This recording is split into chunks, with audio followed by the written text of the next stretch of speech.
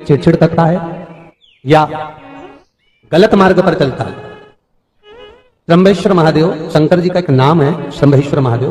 तो जब कोई व्यक्ति चिड़चिड़ करता है, क्रोध करता है, गुस्सा करता है, तो महाराज शंकर भगवान का शंभेश्वर महादेव का नाम लेकर 31 बेलपत्र, जिस व्यक्ति को क्रोध आता है उस व्यक्ति का स्मरण कर कर आखा चावल मतलब सेगे चावल के साथ एक एक बेलपत्र 31 बेलपत्र कर कर शिव जी के शिवलिंग पर समर्पित करी जाती है, मात्र 10वीं की तिथि के लिए, केवल 10वीं, चाहे उजाला की हो चाहे अंधेरे की। कौन से महादेव का नाम लेना है? शंभेश्वर महादेव, शिव जी का ही। एक और चीज है महाराज, छोटे छोटे बच्चे रहते हैं, कुछ कुछ बच्चों को माता जबरदस्ती के भोजन कराती है, खिलाती है, ठोकती मारती खिलाती है। कुछ कुछ बच्चे ऐसे रहते हैं वो कुछ खा ही नहीं पाते, मुख में दो और वॉमिटिंग कर देते हैं, उल्टी कर देते हैं। ऐसे बच्चों के लिए या जिस व्यक्ति को भोजन पचता नहीं हो और उधर में एसिडिटी रहती हो और जलन टाइप की होती हो, उसके लिए भी शंभेश्वर महादेव का स्मरण है। सुंदर व्याख्यान वर्णन किया है। शंभेश्वर महादेव के ठीक सामने अर्थात भगवान शंकर के किसी भी शिवलिंग के सामने एक तांबे के लोटे में जल रख लीजिए, तो जल के अंदर 3 बेलपत्र डाल दीजिए, एक पीपल का पत्ता डाल दीजिए। महाराज शमी के 11 पत्ते कलश को छुआकर शंकर भगवान के शिवलिंग पर शंभेश्वर महादेव के नाम से चढ़ा दीजिए। उस जल को उठाकर ले आइए, एक रात्रि तक घर के अंदर रखना है। उस जल को शंभेश्वर महादेव का नाम लेकर जिस व्यक्ति को एसिडिटी होती हो या उधर खराब रहता हो या भोजन नहीं पचता हो या पेट से जुड़ी हुई प्रॉब्लम हो या बच्चों को भोजन कराते हैं और वो वोमिटिंग कर देते हो, ऐसे बच्चे को या भोजन नहीं भा रहा हो ऐसे व्यक्ति को उस जल को सुबह दोपहर शाम 3 बार शंभेश्वर महादेव का नाम लेकर आचमन कराना प्रारंभ कर दो, पिलाना चालू कर दीजिए। 3 या 4 दिन पिलाओगे, अपने आप उधर में भी आनंद रहेगा, बच्चा भोजन करना भी प्रारंभ कर देगा। शंभेश्वर महादेव। विश्वास की पूर्णता में शिव तत्व की पूर्णता। सारे देवताओं पर नारियल को तोड़कर चढ़ाया जाता है, पर मेरे शंकर भगवान को नारियल तोड़कर नहीं पूर्ण चढ़ाया जाता है, क्योंकि विश्वास पूर्ण होना चाहिए। जैसे 5 स्थान पर लगाया गया चंदन व्यक्ति को बाधाओं से बचा लेता है, विपदाओं से बचा लेता है। जैसे पंचदेव का पूजन, शिव पंचायत का पूजन बाधाओं से बचा लेता है, विपदाओं से बचा लेता है। कई कई मंदिर ऐसे होते हैं जहां पर शिव पंचायत नहीं होती है, कई कई मंदिर ऐसे होते हैं जहां पर शिव पंचायत के देवता नहीं होते हैं। शिव पंचायत में सूर्य देव, भगवान नारायण, माँ जगत जननी, भगवान देवादिदेव महादेव, स्वयं भगवान श्री गणेश जी महाराज, ये 5 देव शिव पंचायत के मूल देवता माने। पर कई मंदिर ऐसे हैं जहां पर शिव पंचायत में सूर्य देवता का मंदिर में मूर्ति नहीं है या भगवान विष्णु की मूर्ति नहीं है, शंकर जी की मूर्ति की, तो यहां शिव पंचायतन का पूजन का स्मरण करते हुए वर्णन किया गया लिंग पुराण के अंदर कि शिवलिंग में 5 जगह ऐसी होती है जहां पर अगर चंदन का लेपन कर दिया जाता है तो विपदा, बांधा, तकलीफें, कष्ट दूर होता चला। 5 स्थान बताए, उसको समझिए। जैसे इसको देखो, ठीक है, ये शिवलिंग को अपन मान लो, इसको जलाधारी मानो जहां से जल बहता, ठीक है।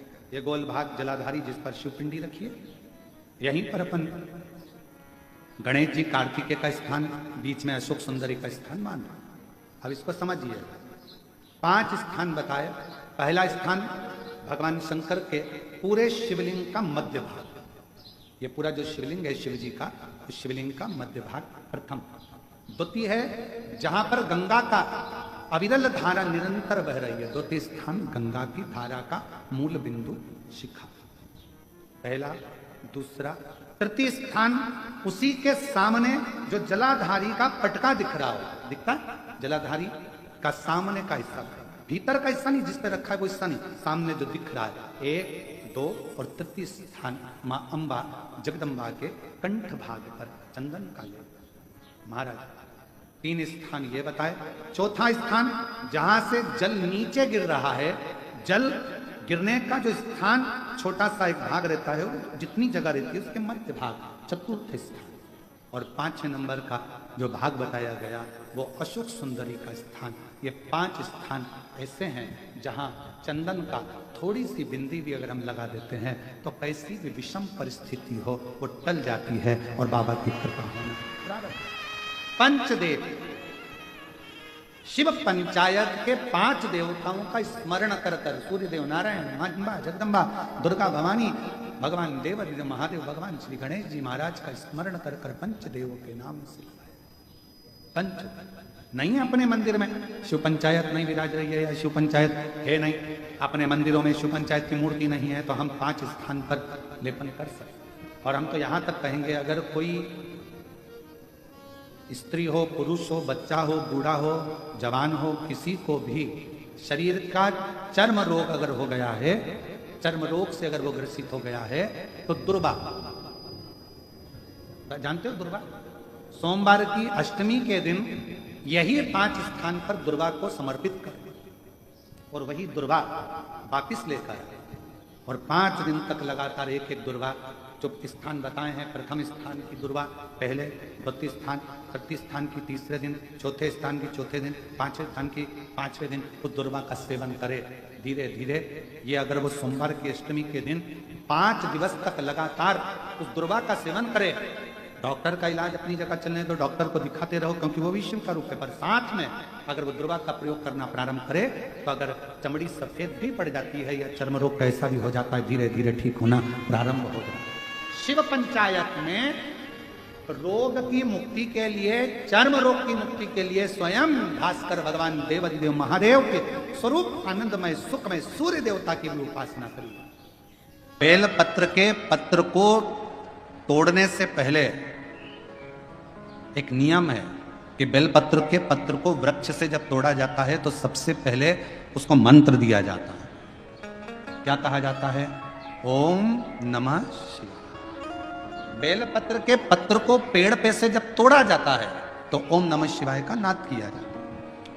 और बेलपत्र के पत्र में, इसमें तो वो नहीं है गुठी, बेलपत्र का जब पत्ता टूटता है तो यहाँ एक गूठी आ जाती है, देखा है आप लोगों ने? जम के तो बोलो, देखा है? तो बेलपत्र के पत्र में जो गूठी होती है उसको भी जब तोड़ा जाता है, उस गूठी को जब अलग किया जाता है तब भी शिव मंत्र उसको दिया जाता है। ओम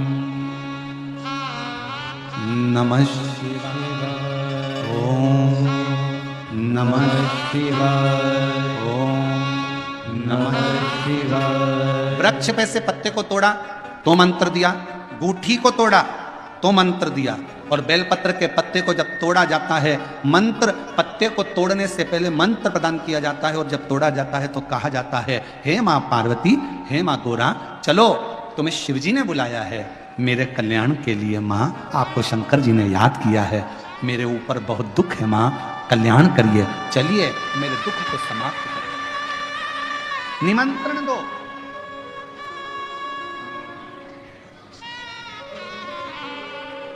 पहले नंबर पर क्या देना है बेलपत्र के पत्र को तोड़ने से पहले? जम के बोलो, मंत्र। दूसरे नंबर पर क्या देना है बेलपत्र के पत्र को चलने का? जम के बोलो, निमंत्रण। मां पार्वती जी से कहो, हे मां गोरा, हे मां पार्वती, हे मां चलिए, आपको शिव जी ने याद किया है। मां, हे मां पार्वती, हे मां गोरा, मेरे कल्याण के लिए, मेरे दुख को दूर करने के लिए, मेरी तकलीफों को हरने के लिए, हे मां गोरा, मेरे कष्ट को समाप्त करने के लिए, मां गोरा, मेरा भंडार भरने के लिए आपको शिव जी ने याद किया है, निमंत्रण दो। लेकर आए, फिर गुठी तोड़ी, फिर मंत्र दिया, ओम नमः शिवाय, नमः शिवाय, नमः शिवाय। अब गुरुजी ने पूछा कि तुमने मंत्र दिया? नहीं। तुमने निमंत्रण दिया? नहीं। तो फिर तुम्हें क्या हक है कि बेलपत्र का पत्र तोड़ो? शिव महापुराण की कथा तो कितनी बड़ी बात कहती है, बेलपत्र के पत्र को सीधे पेड़ में से तोड़ कर लेकर आना चाहिए। बेलपत्र की डंडी, कई माताओं की, कई भाइयों की आदत होती है, बड़ी सी डंडी होती है, उसको वहां से काट लिया, तोड़ लिया, पूरी की पूरी डंडी तोड़ कर लिया है, फिर घर पर आकर उसमें से पत्तियां तोड़ ली, जो डंडी थी उसको पटक दिया। ना ना ना, ये गलत, ये गलत। वृक्ष से पत्तों को निमंत्रण देकर फिर तोड़ा जाता और फिर लेकर आकर दूठी तोड़ते समय भी शिव मंत्र को दिया जाता। कुछ नियम है बेलपत्र के भी, उसको धारण करना चाहिए। कुछ जैसे डॉक्टर की गोली खाने के भी नियम होते हैं। डॉक्टर साहब लिखते हैं कि सुबह ये गोली लेना, शाम को ये लेना, ये भोजन के पहले लेना, ये भोजन के बाद लेना, और सुनो इसको गर्म दूध से ले लेना, इसको पानी से ले लेना। अब मालूम पड़े तुमने सोचा कि मैं एक काम करती हूँ, कहाँ मेरा टाइम बर्बाद करूंगी, सुबह लो, शाम को लो, दोपहर में लो, तो तुमने सारी गोली एक साथ खा गई और फिर डॉक्टर के पास गई। डॉक्टर साहब मेरे को तो आराम ही नहीं लग रहा, मैंने 3 बार 15 दिन से गोली खा रही हूँ, 10 दिन से गोली खा रही हूँ। डॉक्टर साहब ने पूछा गोली खा रही हो तो क्या तुमने नियम धारण करा? हाँ, क्या क्या नियम धारण करा? सुबह की गोली सुबह खाई, भूखे पेट की भूखे पेट खाई, भोजन के बाद की भोजन के बाद खाई? नहीं, मेरे पास समय नहीं रहता, इसलिए सारी की सारी एक साथ खा गई। डॉक्टर ने कहा इसीलिए तो दवाई असर नहीं कर रही है। दवाई खाने का भी तरीका होता है। आवाज सेट नहीं है भाई। दवाई खाने का भी तरीका होता है। दवाई को खाने का भी एक तरीका है। उस दवाई को खाओगे, आनंद पाओगे, स्वस्थ हो जाओगे, रोग मुक्त हो जाएगा। तो दवाई के खाने का भी तरीका है। उसी तरह गुरु कह रहे हैं, संत ने कहा कि तुमने गलती करी, तुमने करी। पहले मंत्र दो, फिर से बोलो, पहले मंत्र, फिर निमंत्रण, फिर दूठी तोड़ते समय फिर मन, फिर ओम नमः शिवाय, ओम नमः शिवाय, ओम नमः शिवाय। फिर मंत्र के बाद निमंत्रण दो। माँ हे माँ गौरा, साथ में बोलो, हे माँ गौरा, हे माँ पार्वती, चलिए आपको देव अधिदेव महादेव बुला रहे हैं मेरे दुख को काटने के लिए, कष्ट को मिटाने के लिए, तकलीफों को मिटाने के लिए। माँ आपको शिव ने याद किया। पत्र लेकर फिर शिव के पास चले। बहुत रोगी है, एक हाथ में दूध लो, एक हाथ में जल लो, 5 बेलपत्र दोनों में डाल लो, और उस व्यक्ति का नाम लेकर, भले उसको ऑक्सीजन लग रही है, उसका नाम लेकर, गोत्र बोलकर, तुमरुक्का जी का नाम लेकर श्री शिवाय नमस्तुभ्यम बोलकर शंकर पर चढ़ा दीजिए। सुबह, दोपहर, शाम, प्रदोष काल में 3 बार दिन भर में चढ़ाओ। 3 दिन के अंदर उसको अंतर आना चालू हो जाएगा। 3 दिन। जिस लड़का और लड़की का विवाह नहीं हो रहा, बहुत हताश हो गए, परेशान हो गए, विवाह संबंध जमी नहीं रहा, किसी भी बुधवार के दिन तांबे के कलश में चने की दाल को भर लीजिए, किसी भी बुधवार, और तांबे के कलश में चने की दाल को भर लो, उसमें 2 गोल सुपारी रख लो, पूजन वाली सुपारी रखकर 2 सिक्के उसमें रख लो, पीले कपड़े से मुख बांध दो, उसका पूजन करो बुधवार के दिन भी, और गुरुवार के दिन उसका पूजन स्नान करने के बाद करना। पर घर में किसी से बात मत करना, मुख से शब्द मत बोलना, मुख झूठा मत करना। पूजन करने के बाद उल्टे हाथ पर कलश को रखकर सीधे हाथ से ढककर कोई ब्राह्मण के घर में जाकर साथ में किसी को ले जाओ, बिना बोले, बिना बात करे, बिना कहे, साथ जाकर ब्राह्मण का दरवाजा बजा दे, बात कर ले और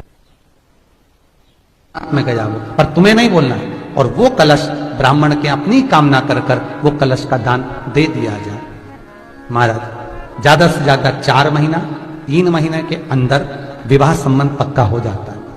विवाह संबंध, चने की दाल का दान कोई सहज नहीं है।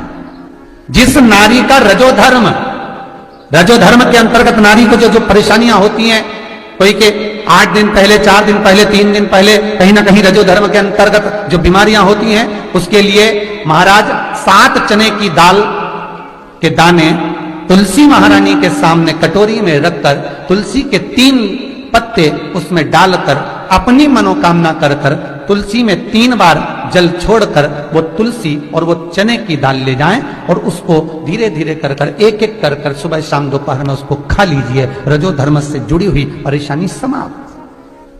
कोई सहज नहीं है महाराज। चने की दाल को स्वर्ण दान का भी भाव कहा गया। हमारे हिंदू धर्म में चने की दाल को स्वर्ण दान भी करते हैं। जो व्यक्ति स्वर्ण दान नहीं कर पाता वो चने की दाल का दान कर देता है, तो स्वर्ण दान के बराबर मान्य है महाराज। फिर निवेदन करा, चने की दाल का व्याख्यान वर्णन फिर किया गया।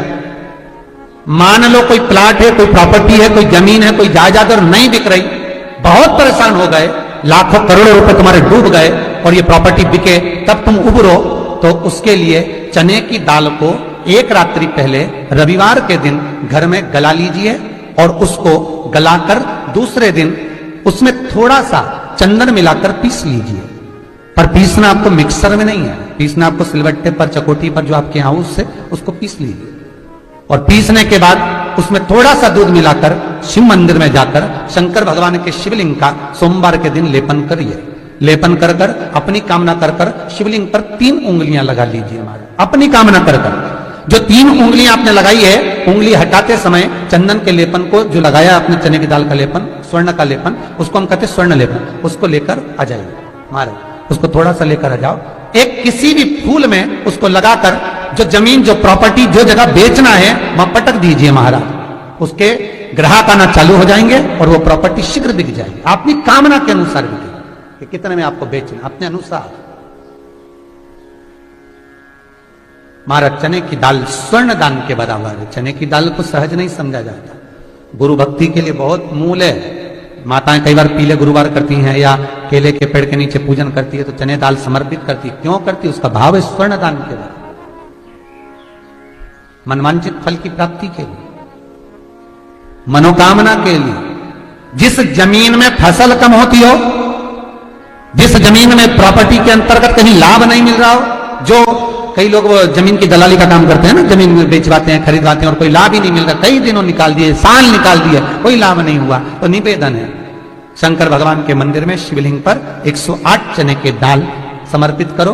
उस 108 चने की दाल को प्रदोष के दिन शाम के समय समर्पित कर कर उस दाल को उठाकर लिया, जेब में